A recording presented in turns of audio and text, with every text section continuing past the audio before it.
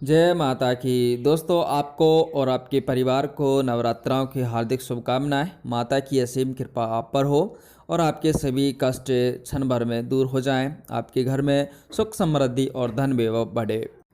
तो दोस्तों, आपको घट स्थापना का जो शुभ मुहूर्त है हम विस्तार से बताएंगे और आपको जो चीज़ें अच्छी लगे हैं जिनका आप स्क्रीनशॉट लेकर भी अपने पास रख सकते हैं, पूरी तरह अब आपको विस्तार से बताएंगे ताकि आप लोग अशुभ समय में घट स्थापना ना करें।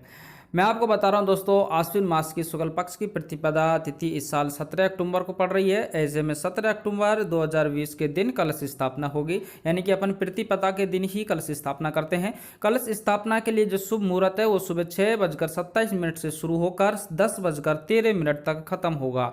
यानी कि जो शुभ मुहूर्त है दोस्तों, इस मुहूर्त के अंदर आप लोग सुबह 6:30 के बाद और 10:13 तक आप लोग कलश स्थापना कर सकते हैं। ये तो है शुभ मुहूर्त, ठीक है।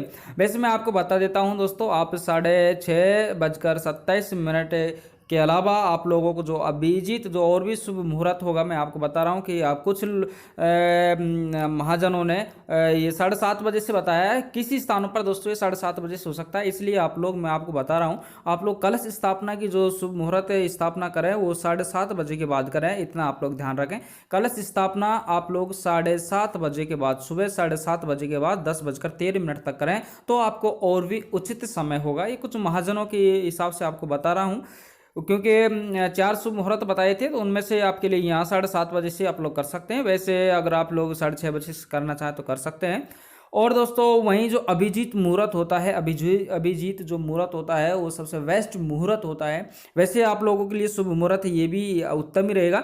अभिजीत मुहूर्त की यदि हम बात करें तो 11:44 से शुरू होता है और 12:29 तक रहता है। ये कलश स्थापना का दोस्तों शुभ मुहूर्त है। इसी समय के अनुसार आपको कलश स्थापना करनी है, अखंड ज्योत जलानी है इसी समय में। और इसके लिए कलश स्थापना के लिए कौन कौन सी सामग्री की आवश्यकता पड़ती है, किस प्रकार कलश स्थापना करते हैं, हम आपको संपूर्ण जानकारी लिखित रूप में देंगे ताकि आपको अच्छी समझ आए। और दोस्तों, कमेंट बॉक्स में जय माता दी लिखना बिल्कुल ना भूलें और जय माता दी के साथ अपना राज्य का नाम, अपने स्थान का नाम जरूर लिखें। माता की आप पर असीम कृपा होगी। तो चलिए आइए जान लेते हैं और आगे कलश स्थापना के लिए कौन कौन सी सामग्री की आवश्यकता होती है। दोस्तों, अब बात करते हैं कलश स्थापना की सामग्री की, किस किस का क्या क्या आपको ज़रूरत है। माँ दुर्गा को लाल रंग खास पसंद है, इसलिए लाल रंग का ही आसन खरीदें। इसके अलावा कलश स्थापना के लिए आपको यहाँ पर ध्यान देना है, जो आप चौकी लगाते हैं चौकी पर आपको लाल रंग का कपड़ा ही आसन ही बिछाना है और उस आसन पर आपको माता की मूर्ति लगानी है या माता की मूर्ति स्थापित करनी है। और इसके बाद आपके और क्या क्या चाहिए इसके लिए हम बात करेंगे। इसके अलावा कलश स्थापना के लिए मिट्टी का पात्र बहुत ही जरूरी है। या तो आप ये मिट्टी का पात्र आपको क्यों आवश्यकता होगी इसके बारे में बताएंगे। जौ आपके लिए बहुत ही आवश्यक है, आप लोग जानते हैं। मिट्टी भी आपके लिए आवश्यकता होगी, वो मिट्टी जिसमें आप लोग जौ को उगा सकते हैं। जल से भरा हुआ कलश, और जो यह कलश होगा ये कोरा कलश होना चाहिए, इतना आपको मैं बता देता हूँ। मोली आप लोग जानते ही हैं। इलायची है, लौंग है, कपूर है, रोली और साबुत सुपारी, साबुत चावल, सिक्के। इसके अलावा अशोक या आम के 5 पत्ते, ये क्यों आवश्यकता होंगे इनके बारे में हम बताएंगे। लेकिन ये जो सामग्री है इसको विशेष कर आप लोग तैयार कर लें और स्क्रीनशॉट भी ले लें आप जो लेना चाहते हैं। इसके बाद आपको एक नारियल चाहिए, आपको चुनरी चाहिए, सिंदूर चाहिए, फल फूल चाहिए और फूलों की माला चाहिए और श्रृंगार जो पिटारी है, माता के श्रृंगार की पिटारी आपको वो भी तैयार करनी है। तो ये है आपके लिए कलश स्थापना की जो सामग्री है। इस सामग्री को आप लोग तैयार कर लें और तैयार करने के बाद आपको कलश स्थापना आराम से करनी है। तो आइए कलश स्थापना के लिए जान लेते हैं कलश स्थापना है जो कैसे करनी है। मैं आपको पूरी डिटेल विस्तार से समझाता हूँ, पहले आप लोग समझ लीजिए।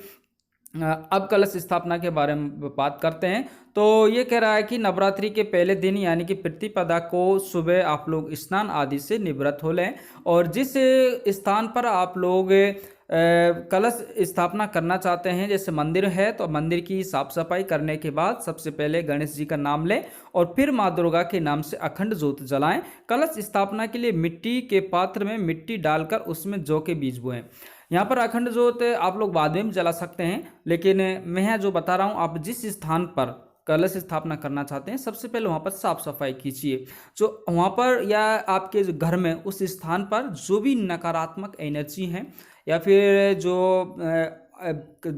बिना कह सकते हैं अपन जो जो वह सामग्री जो हमारे काम नहीं आती है, अगर वो घर में है तो उसको बाहर निकाल दें। साथ में यदि आप जिस स्थान पर कलश स्थापना करना चाहते हैं उस पर ध्यान देना। मैं आपको जो बातें बता रहा हूँ, उस स्थान पर आपको ना तो लहसुन होना चाहिए, ना ही प्याज होना चाहिए, कोई ऐसी चीज़ें नहीं होनी चाहिए, मांस वगैरह की कोई इस प्रकार की जो अनावश्यक चीज़ें हैं उनको आप बिल्कुल भी निकाल दीजिए। क्योंकि आप लोग जानते हैं नवरात्राओं के में सब्जियों में छोंकन नहीं दिया जाता है, प्याज और लहसुन बिल्कुल मना है। अगर आप नियम से करना चाहते हैं, माता की असीम कृपा प्राप्त करना चाहते हैं, घर में सुख शांति धन दौलत और जितने भी आपके नेगेटिव एनर्जी हैं जो जिनको आप अपने घर से पूरी तरह उनका अंत करना चाहते हैं, तो आपको कुछ नियमों का तब पालन करना ही होगा, माता को खुश करना ही होगा।